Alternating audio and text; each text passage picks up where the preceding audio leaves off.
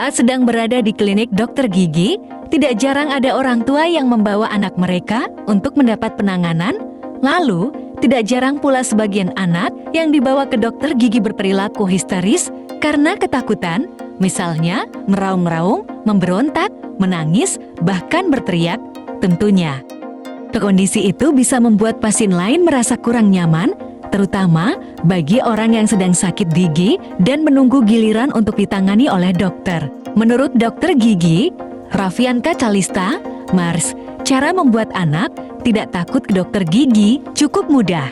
Adapun kunjungan ke dokter gigi tidak perlu hanya dilakukan ketika anak memerlukan tindakan dokter atau mengontrol kesehatan gigi. Kunjungan bisa dilakukan untuk sekadar memperkenalkan anak pada klinik supaya mereka lebih familiar. Raffianka menganjurkan untuk sejak dini mengedukasi anak dan membiasakan diri ke dokter gigi. Hindari datang hanya ketika gigi anak sakit atau gigi perlu dicabut, sebab kunjungan ke dokter gigi akan diasosiasikan dengan pengalaman negatif. Saat sedang berada di klinik dokter gigi, tidak jarang ada orang tua yang membawa anak mereka untuk mendapat penanganan.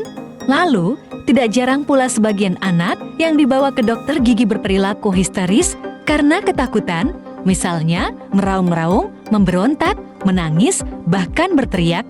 Tentunya, kondisi itu bisa membuat pasien lain merasa kurang nyaman, terutama bagi orang yang sedang sakit gigi dan menunggu giliran untuk ditangani oleh dokter. Menurut dokter gigi, Raffianka Calista, Mars, cara membuat anak tidak takut ke dokter gigi cukup mudah.